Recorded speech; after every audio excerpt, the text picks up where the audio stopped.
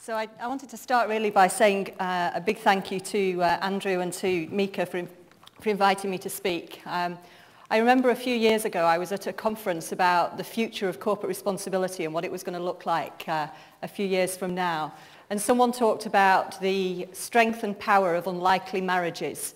And I think a couple of years later I seem to find myself running what I would describe as an unlikely coalition. So the Global Network Initiative has companies, it has civil society organisations, academics and investors, and we're working together really to look at how we can protect and advance the freedom of expression and privacy rights of users around the world. So I was thinking about how I would start my presentation, and I really wanted to start with something that would demonstrate the kind of intersection between politics and technology. I very recently, about 4 months ago, relocated from the UK to Washington, DC. So I've chosen a short video of Prime Minister's Question Time in the UK. It's pretty much an institution where once a week MPs have the opportunity in the House of Commons to question the Prime Minister about pretty much anything that they want to question him about. I've chosen an excerpt from a session last summer, and I'd just taken over as Executive Director of GNI. And it shows the Prime Minister David Cameron effectively being asked a question about account deactivation and content removal, which is one of the issues that GNI works on. So I think it's hopefully you'll find it a good illustration of how the sort of challenges that companies are facing are really getting sort of to become really important in the political sphere as well. Would the Prime Minister consider having another conference call with Mark Zuckerman, the co-founder of Facebook, whose site is currently hosting the group RIP Raoul Moat, where a whole host of anti-police statements are on there, and if you could have a conversation with him to take this group down. Tory MP David Cameron dismissing Moat as a callous murderer in the Commons. I cannot understand any wave, however small, of public sympathy for this man. There should be sympathy for his victims, and for the havoc he wreaked in that community, there should be no sympathy for him. Yeah. So, sort of content removal being discussed in the House of Commons. So in my new home of DC, I was in an art gallery last week and I came across this painting. It's inspired by the French Revolution of 1848 and it's called The Uprising. And I just thought it was a fitting acknowledgement of what's currently happening in the Middle East and North Africa, which I'm sure is going to be the theme of a lot of our conversations over the next couple of days.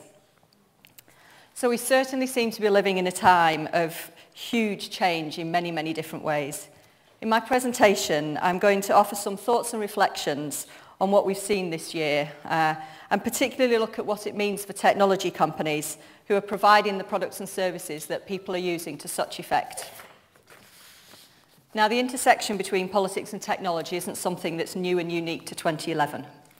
Whether we go back to the invention of the printing press or just back to a few years ago when there was some of the early issues that were emerging around the internet, these tensions have always been there. What is changing, however, is the sense of scale and the interest of people around the world in these issues. So we probably all know the numbers, but I'm going to recap on them anyway. 30,000 hours of video uploaded to YouTube every single day. Over 600 million users of Facebook.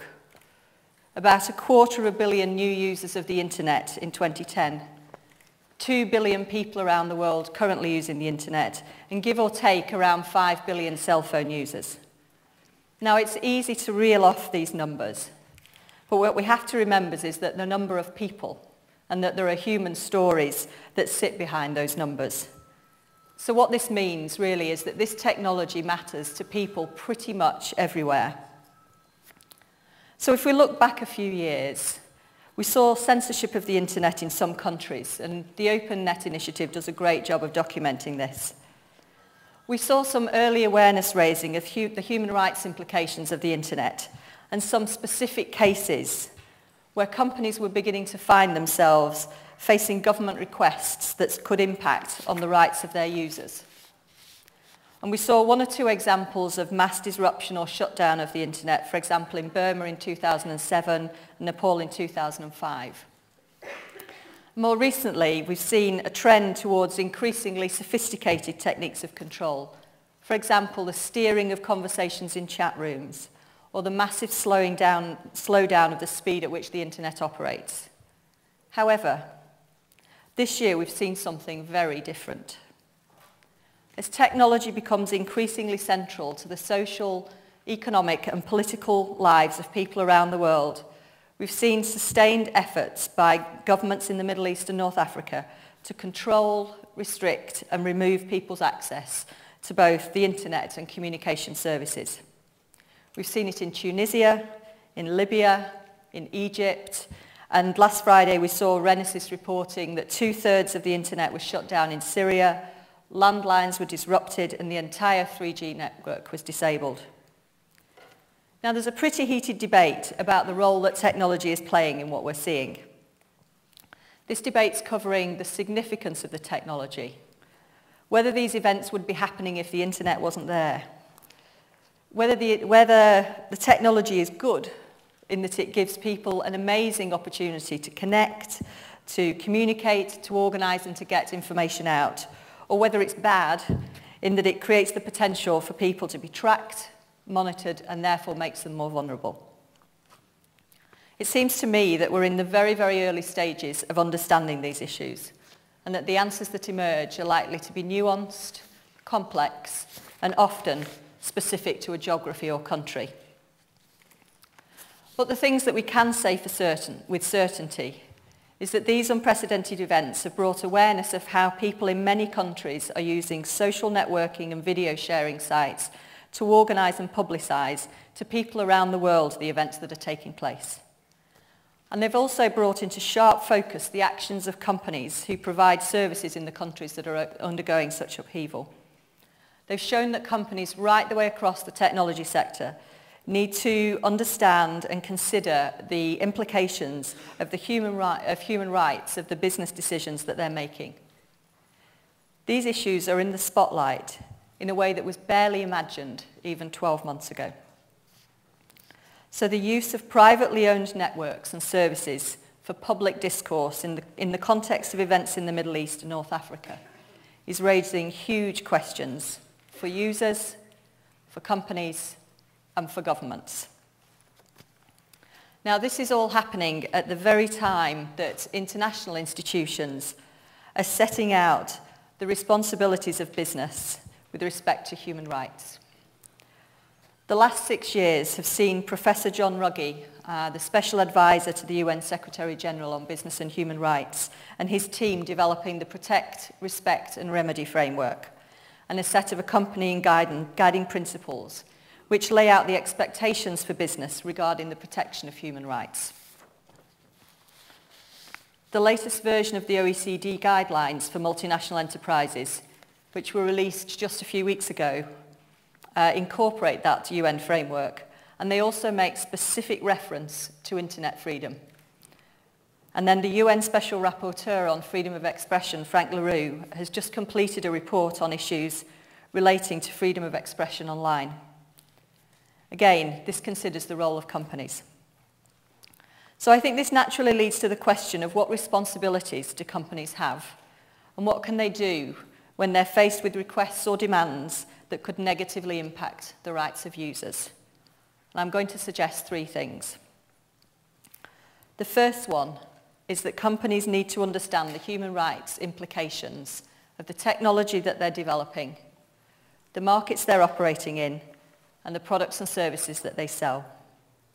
Taking an approach to manage risk, whether it's through due diligence processes that already exist within a company or starting to carry out human rights impact assessments, is really, really key for companies to understand the risks that are there within their business.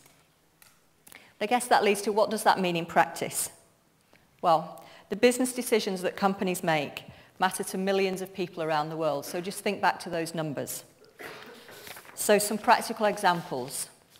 So for example, where companies decide to store data, when they will deactivate accounts or remove content, when they'll hand data over to government authorities about users if they're asked to, who to sell technology to, and then how to respond when facing the types of demands that we've seen in the Middle East and North Africa. So that's the first thing. Companies need to understand the implications of human rights risks in their business. The second thing is that companies can benefit from seeking advice from experts.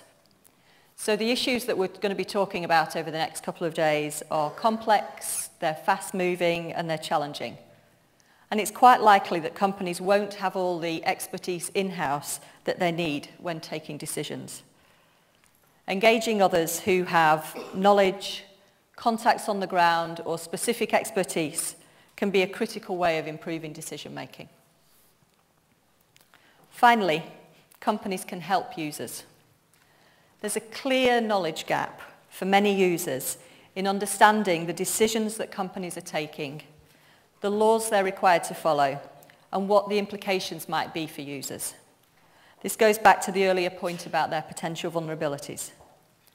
Companies can choose to take an active role in helping to address that gap. They can communicate the policies that guide the decisions that the company makes and inform users in a timely way if a decision could affect them. This kind of transparency could play an important role in building and retaining the trust of users around the world. So at the Global Network Initiative, we've developed a publicly available set of principles and guidelines to help companies make responsible decisions when they're faced with these types of government requests and demands.